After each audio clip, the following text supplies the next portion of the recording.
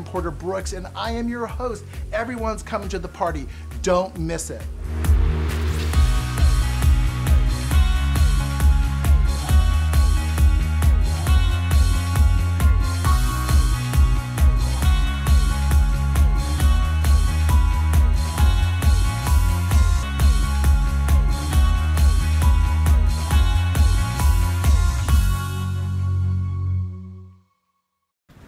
It's all about big love on this episode today. I'm Porter Brooks, your host, and I'm cooking up everything from the heart for that special person in your life, whether it's a romantic love or somebody you just want to make a great dinner for. There's no better way to entertain and say thank you than cooking for somebody. All right, on the menu, first of all, this is a menu for two. We have puff pastry with some beautiful shrimp and a creamy tarragon sauce. And then what is more extravagant than a great tenderloin of beef, a filet mignon, individually seared with a little bit of sauce, and something completely unexpected.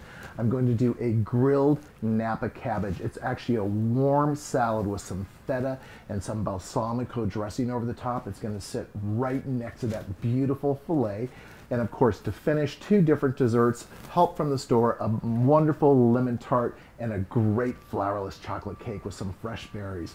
We need to get started with our puff pastry. If you've worked with puff pastry before, you know that it comes frozen, and you've got just a few moments before you can actually roll it out without it thawing, so you want it partially thawed. I'm working on my countertop with heavy amounts of flour and a single sheet, you see the paper right in between as it comes from the store, of puff pastry. You'll remove that, and it's just like a trifold. You're gonna wanna lay that on and generously flour your rolling pin because you do not want that to stick. Push it straight out and then straight to you. I like to do 3 turns, rolls as they say, and then you can pick the entire sheet up right on the flour, flip it over, and again, we're gonna roll it out. So we're just trying to actually get a little bit more width. I'm gonna do 2 individual shrimp pies. And that should be just enough room that we're going to need. All right, I'm using these antique copper escargot trays simply because it's a nice portion size, and I just want to show you how you want to measure things out with a nice knife. Just go right around the edge in a circle. There's the first one. You want to leave probably just about a 1/4 inch. That'll give us a good guideline. And then our second one, again, just trace right around it. This is a rustic pie, so there's no reason to be fancy with exact cuts and lines. I'm not a very good baker that way, and I really always did color outside of the line, so this is perfect for me. Now, when you're working with puff pastry, you never want to grease the pan, be it a cookie sheet or anything else. Just reach in there and pull that out. Let's finish cutting that edge. That edge. All right, now we have 2 separate discs independent of our dough, which I'm just gonna set aside. We're gonna pull our 2 plates in. So, see that? How easy is that? We're gonna lay it right on top. And I think these little divots where those escargots usually sit are gonna be perfect for this. Set our second sheet on there. Okay, it's that simple, trust me. Now, what are we gonna use for flavor? I'd like to put a little bit of a cream base, but I'm watching everything these days, so I'm back to my fat-free yogurt, which is so available. Greek is my favorite kind, and when we talk fish, we always talk sherry. Just a pinch of nice sherry in there, and tarragon and sherry and fish are really a beautiful flavor. So I'm gonna put a little bit of dried tarragon.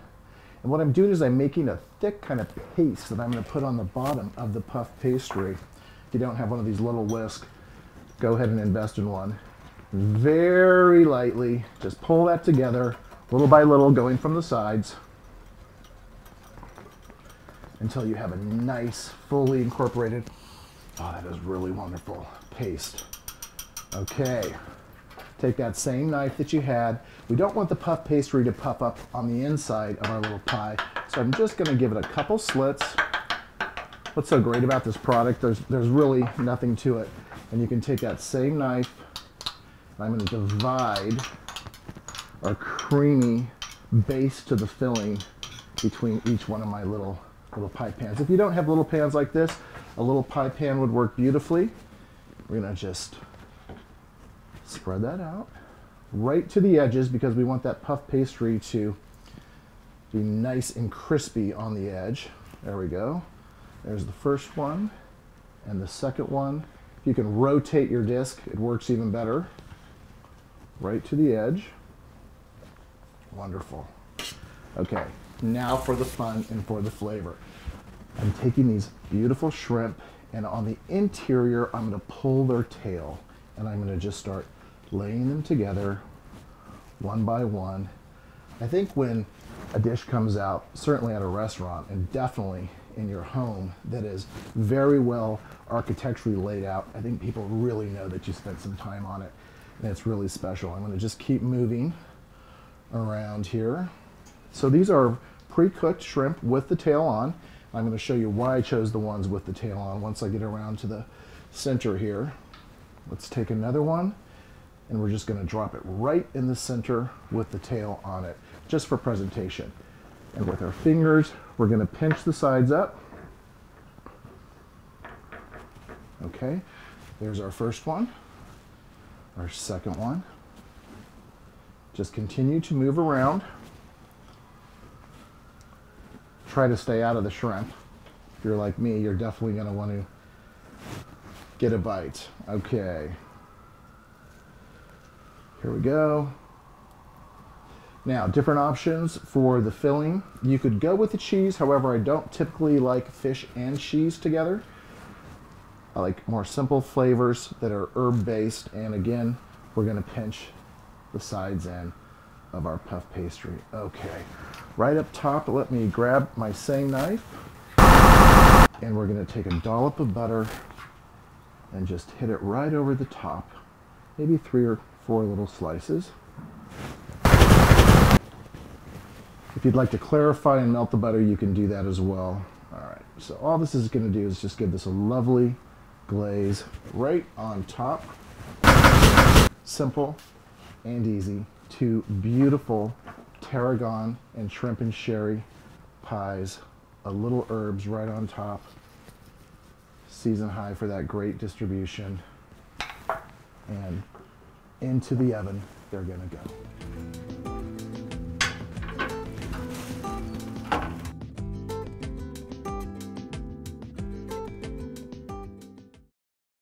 It's all about big love on this episode. Everything you want to cook for the one you love. A beautiful shrimp and tarragon pie, a filet mignon, and things sweet from the heart. Well, if you're just joining us, I'm Porter Brooks, your host, and today's episode, it's all about big love. We've got these beautiful shrimp and tarragon puff pastry pies. They're in the oven and they're cooking. I can already smell the tarragon and the sherry. And what I'm gonna do next is actually a grilled Napa cabbage. If you're not familiar with Napa, sometimes it's also called Savoy. It's this big, beautiful head of cabbage. And we're gonna keeping the core right in place, find the flat spot of the cabbage on your board, and we're gonna cut right through the middle. It's really important that we maintain some of the core on each of the pieces. That way they won't fall apart. We'll turn it flat again, and again with the core right in the middle, right down that rib. And we're gonna make these beautiful quarters of this fantastic Napa cabbage. Okay, a little bit of olive oil. We're gonna sprinkle, drizzle the olive oil, and you wanna get it right inside the ribs. Now this is gonna have a great texture when it sits on the plate. It's gonna take up almost the whole plate, but it's gonna serve as our salad as well. Onto a hot griddle, face down, and we're gonna let that sear.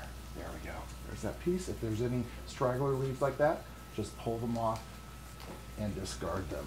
Grilled Napa cabbage.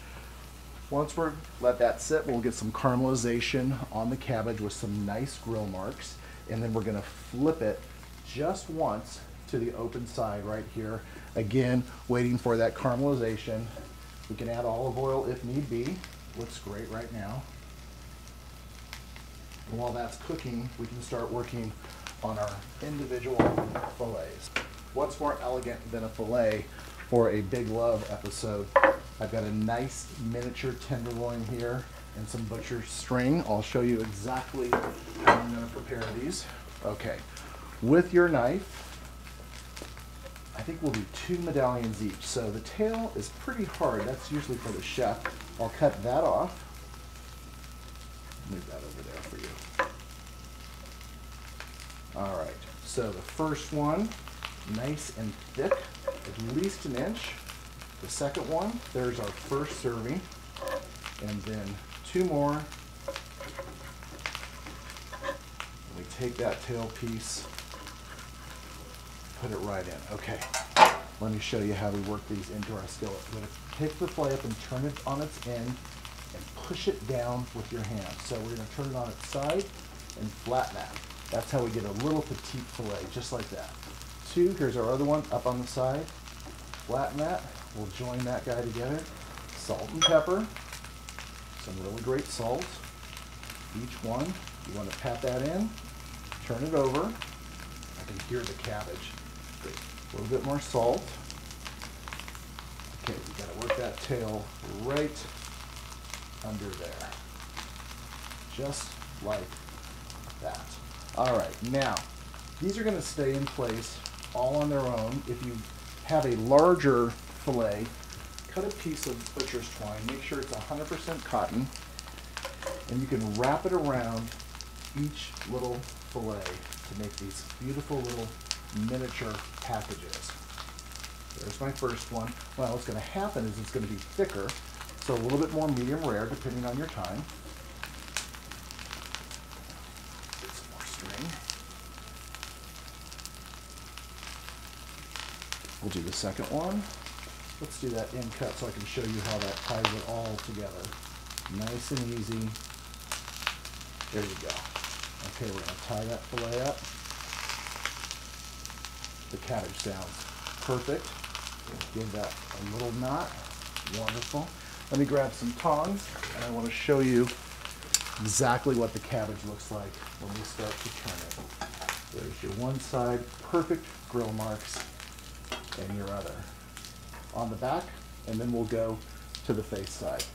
Okay, since this is all about a great meal for 2, I've got a small cast iron skillet, and if you've never seen them fire a fillet in a restaurant, they usually pan sear it first, and then they finish it in the oven, which is exactly what I'm going to do.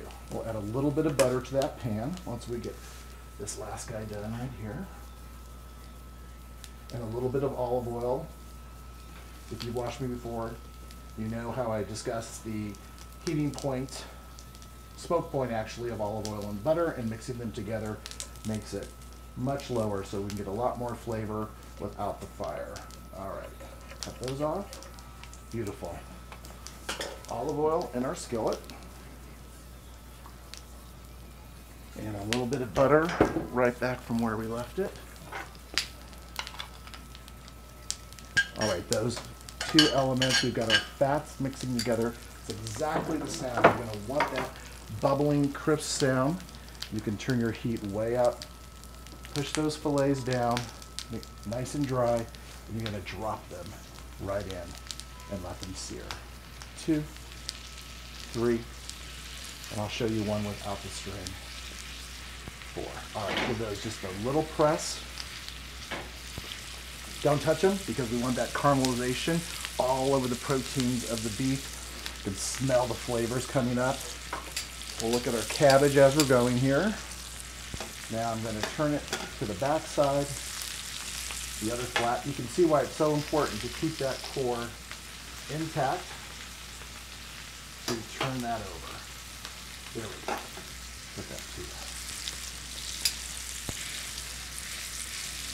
Oh, they smell great. You know, now in the days where we have a lot of people who are vegetarian, vegan, different choices where we're not using meat, I always think you can do something just as exotic with actually a zucchini medallion, a squash medallion. There are ways you can get great flavor without going to a beef product if that doesn't work for you culturally. But I love a classic filet, a pork medallion as well. It works beautifully. All right, these should be just about ready to turn, and that is the sear we were looking for. What's happening in the bottom That's where all the flavor is. And right before we plate this, I'm going to add some red wine and make a perfect pan reduction sauce. All right, you didn't believe me how easy that was. I'm going to pull this off the heat, pop it in the oven, about 4 or 5 minutes for medium rare. I'm Porter Brooks, and I'll be right back.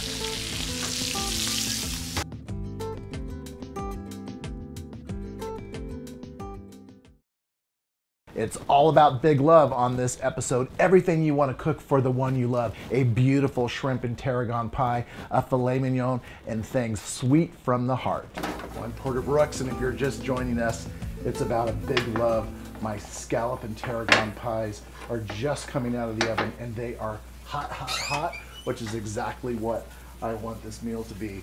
Well, the fillets are in, my shrimp pie is out, and now I'm gonna do just a little speed scratch on a whipped cream, a little whole heavy cream, a little sugar, which we'll add, and just a little bit of some Brazilian rum is gonna give this a really great flavor. Now I got some help, obviously, from the grocery store on these great pre-made cakes. I have a little citron, and I have a flourless chocolate.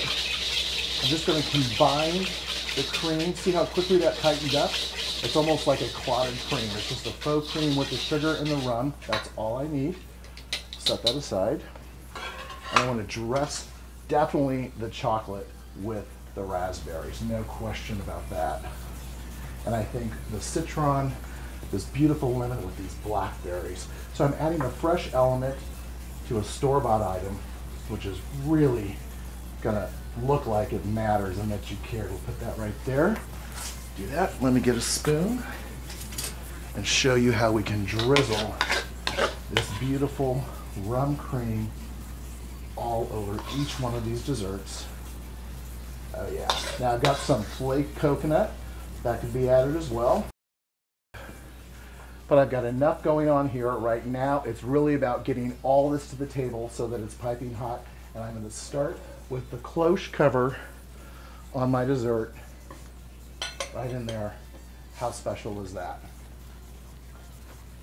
Well, if you're just joining me, I'm Porter Brooks, and this is our Big Love episode. I'm revealing a table made for two, which is really a great way to entertain, even if you want to say thank you to somebody. Let me recap through our menu now that it's all plated out. When it comes to Big Love, it's the best of everything. Your best china, your antique glasses, all things old, all things new. To start out, I've chosen these vintage coupe glasses, which are for our champagne instead of the standard flute. And the reason why they call it a coupe, it was Marie Antoinette's body and her dress, the cour. So these are great classic champagne flutes on some very, very modern coasters. Well, we talked about my shrimp pie, and here it is, beautifully puffed up, all the tarragon and the sherry. I could smell the flavors from here. And on our main dinner plate, you can see that our grilled cabbage has now been sprinkled with some nice chunks of fresh feta cheese, and I made a simple balsamic dressing with a little bit of mayo, a little bit of Dijon, some salt and pepper. It's a very tart and bright taste. We've got that sprinkled here, a nice crisp red pepper so that you can reach across the table and take a bite, giving a bite to the one that you love. Lastly, our little petite fillets. You saw how I wrapped them up in the chef's string, and see how perfectly that they've come out. A drizzle of red wine in the bottom of that pan made our pan sauce, and then just a couple of drops of red wine right before the service gives it that bright, fresh flavor. Plenty of food for a table for two. And then of course there are our desserts and our cloche en verre. The word cloche means bell in French, and this is the bell cover that we have. How elegant is that when I reveal that to my guest, pull it off, and help from the store with our store-bought chocolate cake here, our wonderful rum and cream sauce. It's almost like a creme anglaise, but it's a speed scratch, very easy to do. Some fresh raspberries again, beautiful candlelight. And for my ice bucket, I've just taken an old flower vase and filled it with water. I'm using a Brut Cava, very simple, bright, sparkling wine. easy, refreshing. It's going to work with the fish. It's going to carry all the way over to the meat, and definitely it's going to work very, very well with the cabbage. I've brought in a little extra creme anglaise just in case we want to spoil our guest a little bit more right before they sit down. How simple was that to get that done? And a nice modern coordinating ramekin makes a beautiful transition table right here in the entryway. We turned out this fantastic piece on these antique corbels, some mid-century modern chairs, great art, and lots of excellent, excellent food. Well, for all these tips, these recipes, if you want everything in detail, check me out online. You can tweet me at @ThePorterBrooks. How easy is that? Look us up at entertainingpeople.com. You can tweet me at @ThePorterBrooks and check me out online for all these tips, all the tricks, all the techniques, the step-by-step recipes, and even some great video cuts of everything that we did today. This is my big love from me to you. Make this for somebody special in your life. Say thank you by cooking them a meal. Share the best of everything you have. It's a never fail idea. It works every single time. I'm Porter Brooks, and I'll see you next time when I entertain the world one table at a time.